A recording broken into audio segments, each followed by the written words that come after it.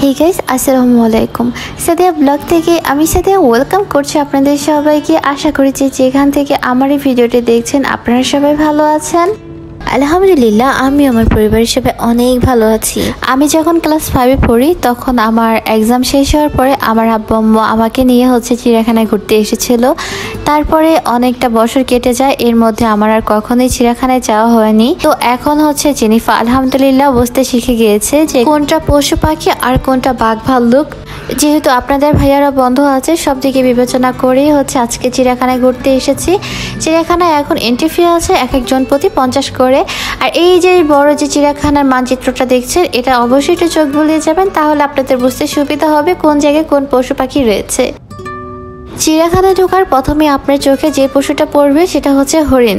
মাশাআল্লাহ, হরিণগুলো অনেক বেশি সতেজ ছিল আর বিশাল জায়গা নিয়ে এই হরিণগুলো কিন্তু রয়েছে। আর একটু পরে আপনার চোখে পড়বে বানর। আগে কিন্তু যখন এসেছিলাম তখন প্রচুর পরিমাণে বানর ছিল।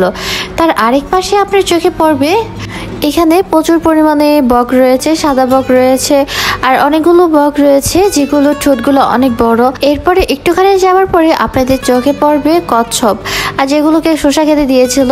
আমার মনে হয় এখানে কিছু আপনারা দেখতে পাচ্ছেন না, কিন্তু এখানেও কিছু রয়েছে। বলতে পারবেন কি? সেটা কুমির। আর কুমিরটা এত পরিমাণে শুকিয়ে গিয়েছিল যে আমার মন চাচ্ছিল ওকে ধরে পানিতে ছেড়ে দিয়ে আসি। আর একটা চিড়িয়াখানার মধ্যে মাস্ট বি যে জিনিসটা থাকে সেটা রয়্যাল বেঙ্গল টাইগার, বাঘ। আমরা যেহেতু দুপুরবেলা গিয়েছিলাম আর দুপুরের দিকে পশু পাখির খাওয়া দাওয়ার পরে একটু বিশ্রাম নিচ্ছিল, তাই সবাই একটু ঘুমাচ্ছিল। যেহেতু আমরা বন্ধের দিন গিয়েছিলাম, প্রচুর পরিমাণে মানুষের ভিড় ছিল। মানুষের ভিড়ের কারণে হাঁটাতেই একটু মুশকিল হয়ে যাচ্ছিল। চিড়িয়াখানার মধ্যে বাচ্চারা যেন বিরক্ত না হয়ে যায় তার জন্য 2টা রাইডের ব্যবস্থা রয়েছে। এক একটা রাইডের পার পিস জন প্রতি 40 টাকা করে। এটা এন্ট্রি ফিটা খুবই কম হলেও সিরিয়ালটা খুবই বড়। এত বড় সিরিয়াল ধরে থাকতে হবে। আপনি এখন ধরলে সন্ধ্যাবেলা পাবেন, এরকম দুপুরবেলা ধরলে সন্ধ্যাবেলা পাবেন। এত লম্বা একটা সিরিয়াল ছিল। এরপরে সুন্দর পরিবেশ দেখতে দেখতে আমরা চলে গিয়েছিলাম জেব্রা দেখার জন্য। আর জেব্রাগুলো এত বেশি সুইটেবল ছিল, কি বলবো। আমার মেয়ে তো একটু পরে বলছে যে এটা নাকি খেলনা, এটা খেলনা। এটা আমি ওকে বোঝাতে পারছিলাম না যে এটা জীবিত, এটা মৃত না, এটা কোনো খেলনা না। আর গাইস, আপনি যদি এখন পর্যন্ত আমার ভিডিওটা দেখে থাকেন আর লাইক না দিয়ে থাকেন, প্লিজ আমার ভিডিওটা একটা লাইক দিয়ে দিবেন। আপনি একটা লাইক দিলে এই ভিডিওটা অন্য আরেকজন দেখতে পারবে, আর সেটা আমার জন্য অনেক বেশি প্রয়োজন। আর আমার ভিডিওটা যদি আপনার ভালো লেগে থাকে, আপনি যদি এখন পর্যন্ত আমার চ্যানেলটা সাবস্ক্রাইব না করে থাকেন, প্লিজ আমার চ্যানেলটা সাবস্ক্রাইব করে পাশে থাকা বেল বাটনটি ক্লিক করে অল করে দিবেন। আর আপনি যদি আমার চ্যানেলটা অলরেডি সাবস্ক্রাইব করে থাকেন, আপনাকে অসংখ্য ধন্যবাদ।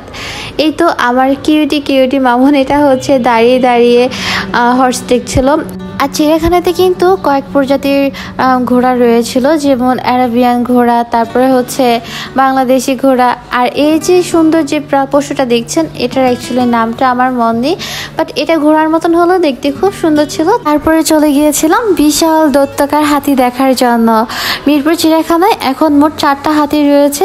প্রতিটা হাতির পায়ে শিকল বাঁধা রয়েছিল, কারণ কখন কার উপরে হামলে পড়বে সেটা তো বলা যায় না। সবার দিকে সেফটি বিবেচনা করে হাতিগুলো পায়ে শিকল বেঁধে রেখেছে। এখানে 3টা হাতি রয়েছে, আরেকটা হাতি অন্য আরেক জায়গায় রয়েছে। সেই হাতিটা অনেক বেশি বড় ছিল। আমার তো যখন ঝুম দিয়ে ভিডিও করছিলাম তখনই বিশাল ভয় করছিল। আর এই হাতিটা এত বেশি বড় ছিল, আমার জীবনে দেখা সবচেয়ে বড় হাতি ছিল এটা। আমি আমার জীবনে কখনো এত বড় হাতি দেখিনি। এর আগে যখন চিড়িয়াখানা এসেছিলাম তখন কিন্তু এরকম হাতি আমার চোখে পড়েনি, একটু ছোট ছিল যেটা দেখেছিলাম সেটা। এই যে এখন যেটা দেখছেন সেটা আফ্রিকান গন্ডার। এই আফ্রিকান গন্ডারটা দেখার পরে আমরা চলে গিয়েছিলাম উট দেখার জন্য। আর এই উটটার কাছ থেকে সবাই খাইয়ে দিচ্ছিল, সেও খুব মজা করে খাচ্ছিল আর এরকমভাবে স্মাইল করছিল। দেখে খুব বেশি ভালো লাগছিল যে ও অনেক মিশুক, মানুষের সাথে অল্পতেই মিশে যাচ্ছিল, এরকমটাই মনে হচ্ছিল। তারপরে যে এখন যে পশুটা দেখতে পাচ্ছেন এটা হায়না, আর এটা মায়া হরিণ। আসলে ওর চোখগুলো এত সুন্দর, মায়া মায়া ভরা। তারপরে চলে গিয়েছিলাম জিরাফ দেখার জন্য। বিশাল গলার জিরাফ। আসলে জিরাফগুলোর গলাগুলো এত বড় বড় ছিল, আর জিরাফগুলো দেখতেও কিন্তু খুব বড় ছিল।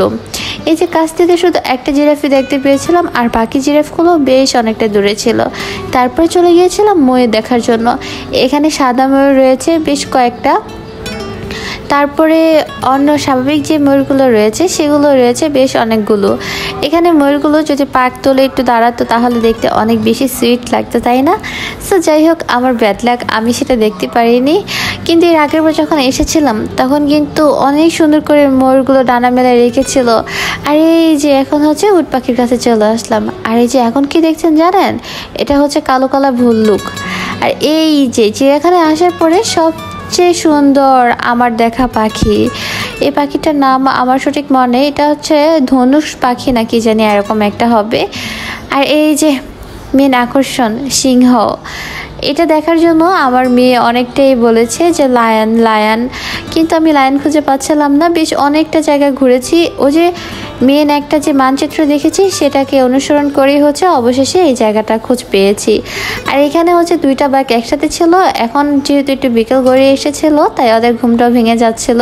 ঘুরতে ঘুরতে যখন ক্লান্ত হয়ে গিয়েছিলাম তখন খাওয়া দাওয়া করে নিয়েছিলাম, বাসা থেকে নুডলস রান্না করে নিয়ে গিয়েছিলাম, সেটাই খাওয়া দাওয়া করেছি। আর বাইরে থেকে কিছু জিনিস কেনাকাটা করে নিয়েছিলাম, সেটাই খাওয়া দাওয়া হয়েছে। এখানে আমাদের ঘোরাঘুরি অলমোস্ট ডান। আর গাইস, আপনারা সবাই ভালো থাকবেন, সুস্থ থাকবেন। এই ব্লগটা এই পর্যন্তই করছি। আল্লাহ হাফিজ, আসসালামু আলাইকুম।